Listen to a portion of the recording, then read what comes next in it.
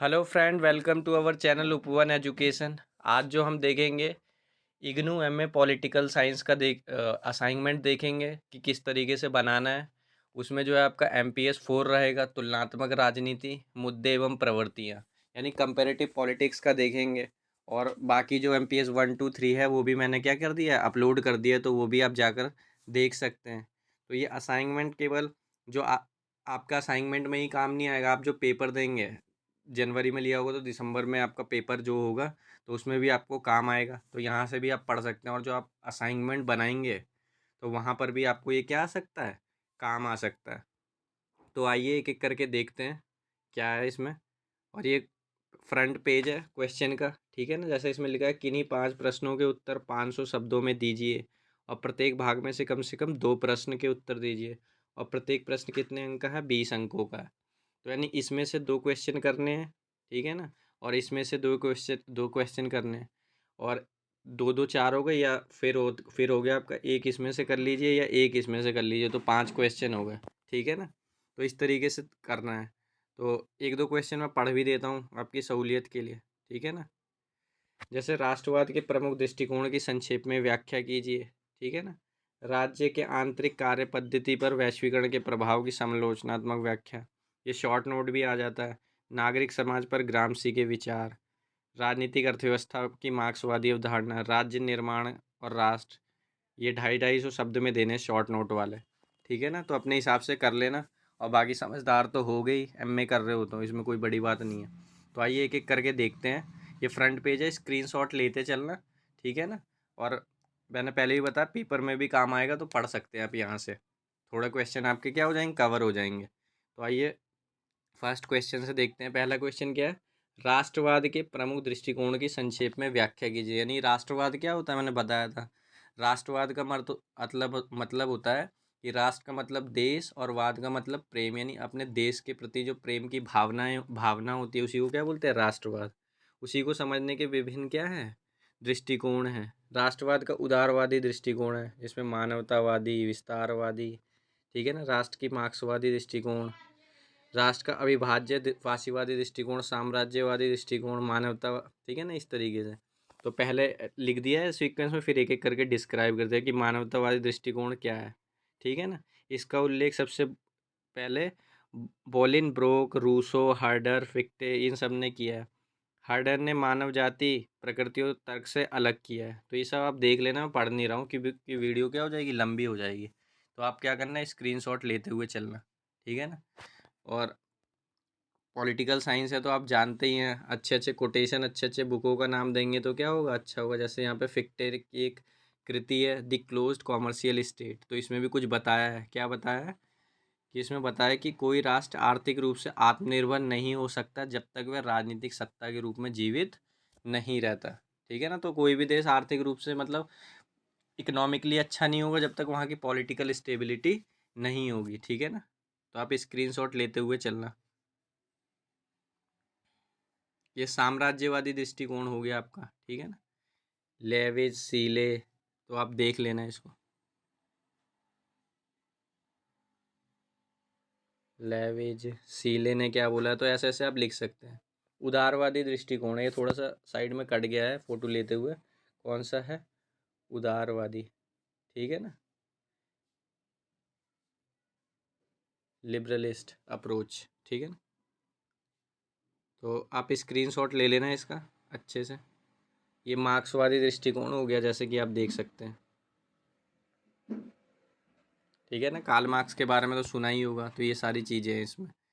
जैसे इसमें क्या है, बुर्जुआ वर्ग आप जानते हो, प्रोलिटेरिएट, और कौन सा वर्ग होता है, बॉर्जुअस क्लास के बारे में जो होता है, ठीक है ना। यानी सर्वहारा वर्ग पर कैसे अत्याचार किया जाता है बुर्जुआ वर्ग के द्वारा, तो वही सारी चीज़ें हैं इसमें, देख लेना, स्क्रीनशॉट लेना। ये अविभाज्य फासीवादी दृष्टिकोण हो गया आपका, ठीक है ना, फासीवादी दृष्टिकोण। साम्राज्यवादी विरोधी दृष्टिकोण हो गया। तो थोड़ा थोड़ा सबके बारे में क्या कर देना, डिस्क्राइब कर देना। इससे आंसर क्या हो जाएगा आपका, अच्छा हो जाएगा। और निष्कर्ष जरूर लिखना, मैं हमेशा बोलता हूँ कि निष्कर्ष जरूर लिखा करो। अगर निष्कर्ष नहीं लिखोगे तो आंसर आपका क्या रहेगा, अधूरा रहेगा। और आपको नंबर भी हो सकता है थोड़ा कम मिले, इसलिए आंसर को पूर्ण रूप में करने के लिए आप क्या करें, इसका निष्कर्ष भी लिखें यानी कॉन्क्लूजन भी लिखें। फिर क्या, राज्य एक आंतरिक कार्य पद्धति पर वैश्वीकरण के प्रभावों का समालोचनात्मक परीक्षण कीजिए। राज्य की आंतरिक कार्य पद्धति यानी राज्य किस तरीके से कार्य करता है, ठीक है ना, और उसके वैश्वीकरण यानी ग्लोबलाइजेशन पर क्या प्रभाव है, इसकी व्याख्या करनी है हमें। वो भी कौन सी, समालोचनात्मक, यानी थोड़ी सी उसकी कमियां भी, थोड़े से अच्छे भी दिखाना है, मतलब क्या क्या उसमें मेरिट्स हैं, और थोड़ी सी उसकी क्या थोड़ी नहीं मतलब ज़्यादा डिमेरिट दिखानी है। और कॉन्क्लूजन दे देना है, सुधार, और उससे पहले सुधार बता देना किस तरीके से ठीक कर सकते हैं, ठीक है ना।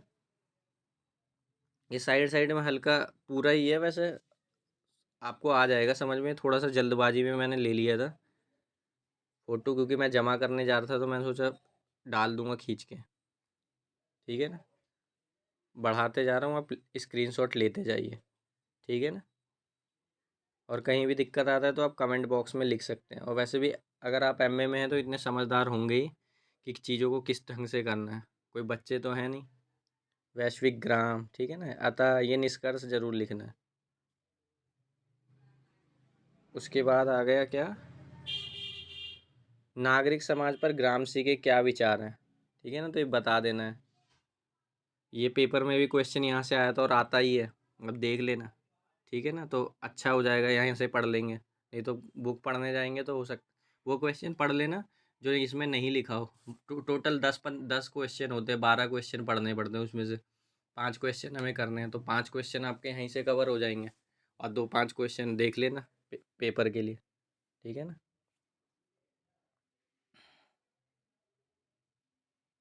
हेज़ेल मार्क्सवाद, तो निष्कर्ष जरूर लेना है, हेज़ेल मार्क्स ग्रामसी, ठीक है ना।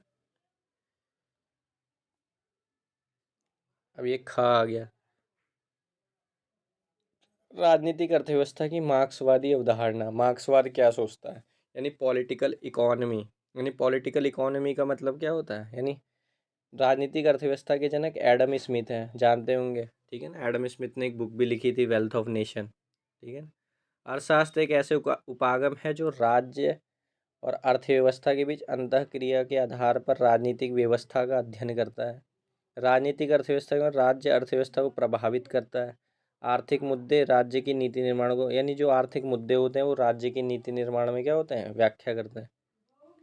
अब ये फिर मार्क्सवादी दृष्टिकोण दिखा दो अपना, ठीक है ना, अपना स्क्रीनशॉट लेते जाइए। ये निष्कर्ष हो गया आपका। अब है नेक्स्ट क्वेश्चन, क्या है आपका नेक्स्ट क्वेश्चन है, मॉरिस डुवर्जर, क्या है, मॉरिस डुवर्जर के दल प्रणाली पर क्या विचार है, तो इसको भी देख लेना। एक किताब भी लिख क्या है, political parties are the wheel of democracy, तो थोड़ा थोड़ा लिख सकते हैं आप, कोटेशन, अच्छे डायग्राम वगैरह, ये सारी चीज़ें आप क्या कर सकते हैं, अपने आंसर में मेंशन कर सकते हैं। एक एक करके क्या करते जाइए, इसका स्क्रीनशॉट लेते जाइए और पीडीएफ बना लेना। इसमें से 2-3 क्वेश्चन आप जो असाइनमेंट बना रहे होंगे वो भी होंगे, हो सकेगा तो इस बार का जो असाइनमेंट आया उसका भी मैं अपलोड करके डाल दूंगा। इससे क्या होगा, आप वहीं से कर सकते हैं चीज़ों को।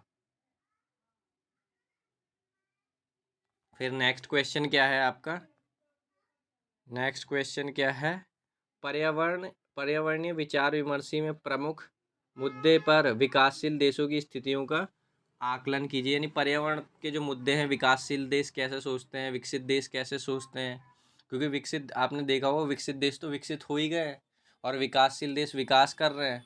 तो विकासशील देश अगर विकास की अवस्था में है, विकसित होंगे तो ज़रूर क्या करेंगे, कार्बन का प्रोडक्शन बढ़ेगा, यानी एमिशन होगा ज़्यादा। तो अभी क्या, लेकिन फिर वो कहते हैं हमें थोड़ा टाइम भी देना चाहिए ताकि हम क्या कर सकें, अपने देश का विकास भी करना चाहिए। तो एक कॉन्सेप्ट आता है कि समान किंतु अलग अलग जिम्मेदारी, ठीक है ना। तो ये सारी आप चीज़ देखेंगे, इतना डीप में मैं जा नहीं रहा हूँ, बस बता दे रहा हूँ, ठीक है ना। जैसे कि यहाँ पे आप देख सकते हैं, मैंने एक कोटेशन भी यूज़ किया है यहाँ पर। कभी भी इन्वायरमेंट पे लिखने के लिए आ जाए तो गांधी का प्रमुख कोटेशन है, हिंद स्वराज में लिखा है उनने, पृथ्वी के पास लोगों की आवश्यकता को पूरा करने के लिए पर्याप्त संसाधन है, परंतु उनके लालच को पूरा करने में अपर्याप्त है। It means earth has enough resources for peoples need but not for their greed. तो ये सारी चीज़ें आप लिख देना। थोड़ा हिस्ट्री वगैरह भी जो पर्यावरण की है वो भी बता सकते हैं। ये रियो सम्मेलन हो गया आपका, ठीक है ना, 1982 में पृथ्वी सम्मेलन, रियो सम्मेलन हो गया, ठीक है ना।